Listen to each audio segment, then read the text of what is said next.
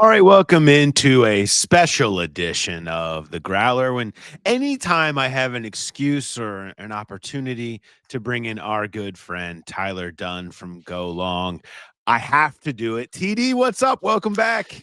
Oh, when I got that text from Paul, what was it? Monday night? It was soon Yeah, after this last round of games. It yeah. was a Sunday night. beautiful I was sight. I was ready. I was Sunday ready. night, that's right. I was ready. You're I'm like, you it's turned the let's do it. page. I need Some I people need are to on to do it. Cincinnati. You're on to Buffalo.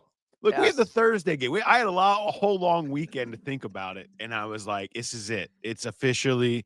And I like that I've dropped in this week because on your site it's old school week, which I Yes. love. You're all about old school football. Which, by the way, if you're not subscribe to the Substack that TD has going on at Go. And if you listen to our pod, you know about it now, but like you have to be in there. If you care at all about the real stories of the NFL, you just have to subscribe. It's unbelievable stuff every week. But it's old school week there now, and that's really your thing. I mean, you're old. This is who you are. I've got the Blood and the Guts book over on my bookshelf behind me There here. it is. Yeah, I got it up there. Thank That's you. that's who you are, what you're about. And this game Sunday could be a game that matters in December, maybe in the snow in Buffalo. Let's go. Old school week fits right in here. I appreciate the intro, Paul. You're always way too kind to me. The Bengals fans always way too kind. And it's like I see you, I hear your voice, and I immediately feel guilty that I haven't been down there in Cincinnati to write Yeah. about the good and the bad. I mean, hey, you got to cover it You all. should feel guilty. You should feel guilty. Yes, Okay. I should. Well, I should. honestly, it's been a avert your eyes season around here for the most part, so it's probably for the best for you. But all of a sudden, as the Bengals go to Buffalo, things in the AFC North can get very interesting. Before we get into Buffalo, which I know you've got a good pulse on them as you do the rest of the league, but like I kind of want to ask about your feelings on the state of the AFC right now, because it's sort of, what is the AFC? Like, you're talking about names that we're used to being in there that are not a part of it right now. You're talking about names that you're not used to being in it that are at the top of it right now, between the New Englands and the Colts of the world. We're looking at, is Lamar going to make the playoffs? Is Patrick Mahomes going to make the playoffs? Is Houston, with maybe the best individual unit in football, going to make the playoffs? These teams that you maybe are used to seeing and thinking about, is Joe Burrow going to make the playoffs? It feels wide open more than ever, TD, for just some team to get hot, right? Doesn't it Totally. feel like that's what the Totally. AFC is totally going to be? Everyone is flawed, even the Patriots and the Broncos at the top. I mean, I'm probably not saying anything your listeners haven't thought about literally every day, all fall, all winter now. It's like, if the Bengals just win one or two of those games, they are the team that is feared right now. I mean, if they beat the Bills and the Steelers look like absolute garbage, who knows what's going on with Lamar Jackson? He looks broken. So the door isn't shut on the Cincinnati Bengals. But my God, you win one of those games, like that. Yeah, That the Bears Jets game, game. for example. It's the Jets game. You're up 15 in the fourth quarter against Justin Fields at home. Like, that's the one that stings you. But dude, even that Bears game, Yeah, like, no doubt. don't tackle Yeah. like ass, like Paul Danner said on our show Hey, back in look, the summer. that's it. Oh, But all either right, way, but yeah, to your but in point, like, terms it's of the wide open. AFC though, like it feels more wide open and different than normal. Most years when you have a team as flawed as the Bengals and you're sitting here right now, you're saying, well, okay, you can get in, but what's really going to happen? Now, with Burrow and the defense slightly improving here over the last few weeks, you can see it. And because there aren't monsters out there that you have to tackle. This wouldn't be David and Goliath. And in fact, if the Bengals did win a bunch of games in a row with Joe Burrow to get in, they might feel like Goliath at that point. That's the one team and the one quarterback that has been feared, or at least should be feared in these parts, even when the Bills were at their peak. I mean, the Bengals have had their number, and man, I don't know. I mean, we'll get to this matchup eventually, and I think that Bengals playoff game was such a a tipping point for how Brandon Beane and Sean McDermott are trying to win this time of year. But when you take a big picture to the AFC, you're absolutely right, Paul. There's no boogeyman. There's no monster. There's not that dominant force. I mean, the Denver Broncos, I guess, are the number 1 seed, but they've looked susceptible week in and week out. I love Drake May. I think if there's one team and one quarterback, it's New England. I spent some time around the Patriots to figure out how the house of Belichick came crumbling down, and it's pretty ugly. He's chasing around a girl who's a third of his age. Got some stories down those lines, which I didn't hear some of those. And yeah, I mean, Gerard Mayo, that experiment blew up in their face, but it came tumbling down. It was ugly. I think it was a lot worse than anybody even realizes there. I mean, the coaching staff in 2024, Gerard Mayo's staff, which, I mean, you have it in your contract that you're taking over for Belichick. You think he'd be a little more prepared than he was, but they had to pay for their own moving expenses. And so the coaches are bringing this to Mayo, and all he's known is the Belichick way, the Patriot way. And he's like, oh yeah, that's pretty bad. And then he wastes half a day talking to people behind the scenes, trying to get that all sorted out. Their sauna was a piece of crap. They got to get that fixed. They're wasting time fixing that. The offensive line coach wants $15 worth of equipment. That's got to get approved. They wasted so much time. So I feel like that organization really had to hit rock bottom, get a Mike Vrabel, get a coach with a vision where you're not worrying about all that stuff. And obviously you hit the bullseye on the quarterback. That throw to Kyle Williams on Monday night against the Giants was unbelievable. I mean, in stride, it just looked like Steph Curry holding the follow through for May. So I think if you're going to point to one team that is the team to beat in the AFC, it's New England. They're ahead of schedule. Outside of that, I mean, the Bills, yeah, they have the reigning MVP, but they're flawed as hell themselves. And the Patriots, as good as they are, were just in Cincinnati 2 weeks ago, and Joe Flacco, without Jamar Chase, were right there with them. And so it's that kind of shows you probably the difference in how close it is. Let's talk about Buffalo. Yeah. I know they're an interesting team in terms of it feels like, okay, they're figuring it out, and then there's a step back, and okay, maybe they're doing something now. What is the identity? How much is it changing? And what is maybe not totally right yet in Buffalo? Yeah, I feel like this is the next phase for the Buffalo Bills and how they try to construct the roster. And you go back to Josh Allen's rookie year, they win 6 games. The next year, they get some receivers. They make the playoffs. They lose that crazy game to Houston. And then that point forward, it was greatest show on turf kind of roster construction. Diggs, speed, Allen throwing it all over the place, Brian Dable pushing the buttons.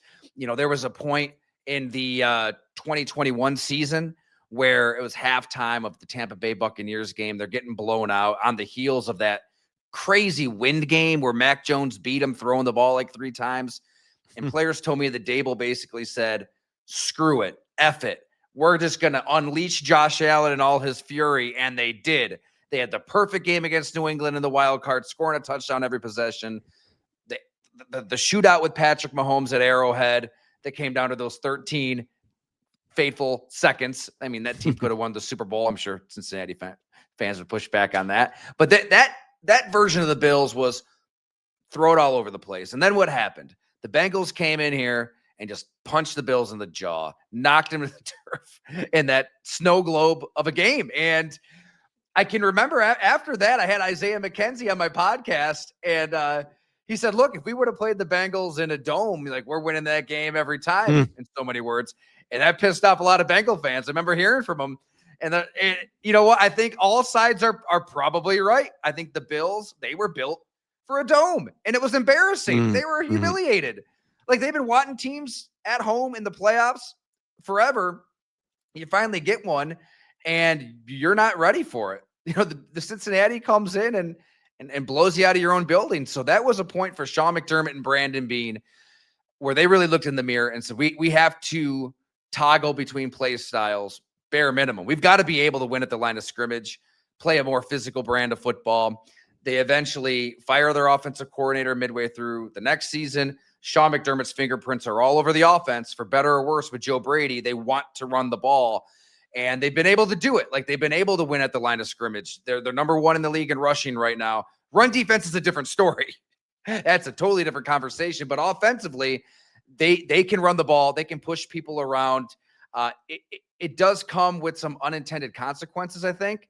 Like, is that going to work through 3-4 wins in the postseason when you probably do have to put the ball in the air, when you do need your receivers to get separation? Keon Coleman was just an inactive 2 weeks in a row. They don't have dynamic weapons out there. Maybe they did overcorrect a little too far. Maybe they are wasting Josh Allen's prime by having him hand the ball off as much as they do. It's a conversation that kind of swings hard one direction or the other every week here in Western New York. But on the heels of that win in Pittsburgh, something's working, and you still have Josh Allen who can smash all the buttons at any moment.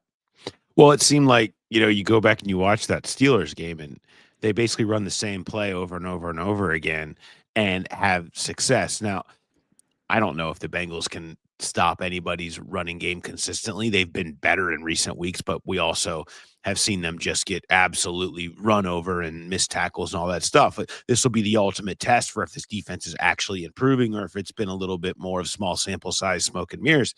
But I mean, it's I look at this Bills team and say, okay, they can run the ball.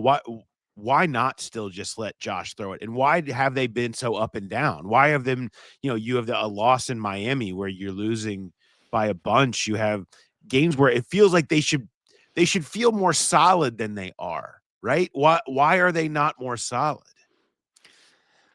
And I actually do agree with Brandon Beane's philosophy this past offseason. Again, they lose in the playoffs to the Chiefs. And it's ugly on the defensive side of the ball. I mean, you can't get a stop on Patrick Mahomes. He's barely breaking a sweat. I don't have the numbers right in front of me. I used to have it at the tip of my tongue, but they're depressing. Like they have not been able to do anything on defense. I mean, outside of Taron Johnson pick 6 against Lamar in 2020, and Terrell Bernard had a forced fumble on Mark Andrews. Like they just don't make plays in the playoffs on the defensive side of the ball. So I get Beane's mission to draft 5 defensive players in a row and assign Joey Bosa and Michael Hoyt and Larry Ogunjobi. He's basically saying, here you go, Sean. You've got all these new players. Give me some different results in January. And it's been a very simulate to January kind of franchise since Josh Allen became one of the best players in the sport. So, all the conversation we're all having through September, October, November, December about weapons and problems on offense, I tend to think it doesn't really matter. It's about getting a stop in January because they haven't been able to do it, including the one against Cincinnati. So I like what Beane did, and I sat down and talked to him about it over the offseason, and he explained it really well. Like, to him, the best way to help your quarterback is by giving him a defense that can get off the field. They haven't had that. You go through all of the quarterbacks that have won Super Bowls, in the reign of Tom Brady and the Patriots, whether it's Manning, Rodgers, or Breeze, like they got plays out of their defense through those postseasons. So that's what Beane did. And we can't say whether it was the right decision or the wrong decision yet because Buffalo's not there, but it has come at a cost, right? Like their receivers just can't get much separation. Dalton Kincaid has been out with a hamstring injury. He's their best weapon, so he's not even out there. Joshua Palmer's been in and out of the lineup. That's who they did sign for a good chunk of change. They paid Curtis Samuel money the prior offseason. He didn't give them anything. Now he's on IR.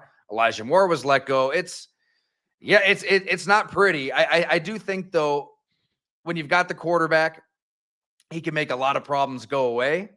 And in different ways, Joe Burrow and Josh Allen have made a lot of problems go away. Just Beane has kind of gone that other route where, okay, I'm going to put so much resources into the defense where that's how I'm going to help my quarterback because Josh Allen can always go sicko, psycho mode and make a play. Yeah, the Bengals have tried to do that and failed. What is going on with this Bills defense? Their run defense certainly seems like it's been maybe the flaw that's on the wall that every team that's going to play Buffalo has looked at and said, I think we can run against them, and that can be the method to winning. Is that fair to say? Oh, 100%.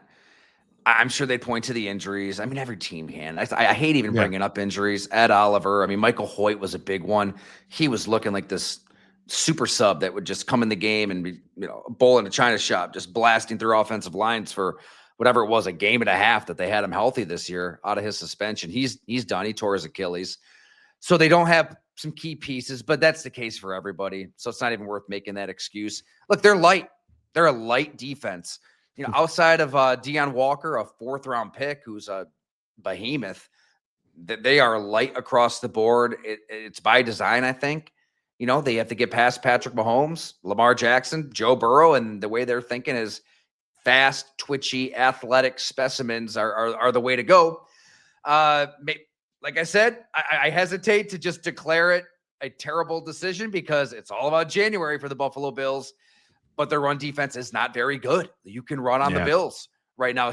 And it's also by design with X's and O's. I mean, Sean McDermott has been okay inviting the run. He'll let you run on him 4, 5, 6 yards a clip because his thinking is when we get inside the 20, we're going to keep you out of the end zone. It's hard to string together 12 to 15 play drives without getting a holding penalty, thrown an interception, whatever, like something can nuke that drive. So that's their thing. Like they're, I think, mostly okay giving up rushing yards. But as we've seen, that leads you susceptible to losing to Davis Mill and the Houston Texans. I mean, they scored enough in that first half to win. The Miami Dolphins ran all over the Bills. So you're going to need more out of your offense. And look, Cincinnati's offense isn't exactly Davis Mills, isn't exactly Tua Tagovailoa. Like if they can get anything out of their defense, the Bills are in trouble this week at Highmark Stadium because we know the Cincinnati Bengals are going to move the ball. Yeah, I mean, I'm really interested to see how Zach Taylor handles this because he's always gonna. I mean, Joe Burrow comes back; he's been out for 2 months, and he throws 32 passes in the first half on Thanksgiving night. I mean, and now granted, there were a lot of plays or whatever, but like he's gonna throw the ball. If it's a snowstorm, he's like, we're gonna throw it. I don't, you saw that in the 22 playoff game in Buffalo. Like snow globe didn't matter. They're throwing it. There's Jamar wide open over the middle, all this stuff. But if they're able to have success, and so much of the way to beat Buffalo is to run the ball, which they have one of the most efficient, effective run games in football right now with Chase Brown, is he going to be willing to comfortably lean on that? Or will he just go right back into let's just let Joe Burrow go throw it? And maybe that plays a little bit more into Sean McDermott's hands. It's kind of an interesting chess match in terms of how he wants to try to go after a Bills defense. If that is their flaw, if their flaw is the thing that you kind of want to do least and you're inclined least to do because you have number 9, what does that look like for them offensively? I think that'll be really interesting to see, what the drop back rates look like against Sean McDermott's defense. Boy, I got to think that Zach Taylor, Dan Pitcher, that whole staff, they've been waiting patiently for Joe Burrow's return. They're going to want the ball in his hands. That's just it. I get it. I feel like, whatever. We can talk about how bad the Bills' run defense has been and overthink this one. I feel like the rest of the season for Cincinnati is just let Joe Burrow, Jamar Chase go scorched earth, go down swinging, dance with who brung you. Like, this is who you're paying. You've got maybe the best quarterback, maybe the best receiver in the sport. It doesn't matter what's on the other side. I think you're right, Paul. And I think that's the best way to do it. I mean, Buffalo's run defense actually was a little better than I thought they'd be against Pittsburgh too. Like the Steelers have this mauling front. I mean, you saw what Darnell Washington did against Cincinnati. Yeah. He's outside of Deion Walker. He's bigger than all of the Bills' defensive linemen. But it didn't matter. Like they did a decent job against the Steelers' run, and they were able to run themselves, and they dictated the terms of the fight. That's what the Bills are going to try to do. They're going to try to dictate a physical football game. But the Bengals, I got to think, are going to want to dictate a shootout and just try to let Burrow go nuts. They might. Look, I mean, the Bills aren't exactly world beaters in the secondary either. Cole Bishop's played well at safety, but Tre'Davious White he's old. Maxwell Hairston, he's a rookie. I think they're going to air it out as they should. Yeah, I mean, and who knows? It's interesting. The Bengals Bills dynamic is fun because there's like these weird, really key data points over time that have happened from like all the way back to 4th and 12 in Baltimore, where Andy Dalton puts the Bills into the Yeah. playoffs, right? And then everybody donated to his charity, and then you get to the Damar Hamlin game, and then the key point for the Bills in the 2022 season. It just seems like they do keep kind of finding themselves in these spots against each other, and it kind of makes you wonder. I feel like we're in line for another memorable one. I got to think that this one is circled on Sean McDermott's calendar too. They're sick and tired of hearing us in the media say that the Bengals have their number. And, I mean, really, I mean, there's games that you didn't even mention there, right? I remember going out there in 2023 The as Sunday that. night game, yeah, Yeah. I mean, they beat them up good. Hmm. that was an ugly one. It just, whatever the score says, it just feels like the Bengals have had this psychological hold on Buffalo. So I got to think that McDermott and Aaron Cromer, the offensive line coach, Joe Brady, the OC, James Cook at running back, this offensive line, it's a prideful group. They just ran for more yards than any team ever inside the Steelers stadium. They're thinking in their heads like, we're a different Bills offense, we're a different Bills team than surely what you saw in that snow globe of a playoff game. And I feel like they're going to try to come out determined to just stick a knife in the Bengals, right? Like a Yeah, loss would be debilitating for Cincinnati. And this is the last team the Bills or anybody would want to face in the playoffs, just like last season. Joe Burrow healthy at the end of the year. Like they're looking at this as an opportunity to play Grim Reaper. I'm sure their way playing physical football. So it's going to be a battle of styles. Like, are the Bengals going to be able to come in here, light it up, and put the entire league on notice and say, "Hey, we're back, mother"? You know what? yeah. Or they think I don't know which way it's going to go. I can Well, see that happening, and I can see it the Bills just steamrolling them with James yeah. Cook in this new Russian attack. Yeah, no, absolutely. I mean, I don't. I'm still not totally sold on the Bengals defense having turned the corner enough. I think you saw a lot of circumstances go their way on Thanksgiving, and they have. I mean, since the bye week, they have been better, but they're still not great. They're still below average. How far have they turned the corner? I think is kind of the question that will get answered in Buffalo, and their season kind of depends on it. You say the Bengals won a shootout, but I've seen them lose a lot of games where they score 38 in recent years, which is insane to say, but I've seen more than anybody else that covers anybody in the league. And so it's kind of been, do they really want? They've got to get the turnover, right? They've got to force that fumble, that whatever it is, the stuff that they did in Baltimore is what they have to do in order to win this game, because I still don't think they're good enough to just stop a Bills offense that has Josh Allen and a solid running game rolling right now, because they're just still too young and too fresh there. But who knows? Maybe this is another one of those turning points for them. But if they do win this one, if the Bengals find a way to win this one, everything sort of comes and feels a little bit more realistic for them, because the Steelers had a chance to bury the Bengals. The Ravens had a chance to bury the Bengals. And now all of a sudden, Joe Burrow's sitting there and he's saying, "Oh, you're going to give me hope, huh? You're going to give me a chance to do something legendary." All right. Well, the Bills now have a chance to shut that one up, and we'll see if they can. TD, what else you got going on the site right now that people should be hitting up?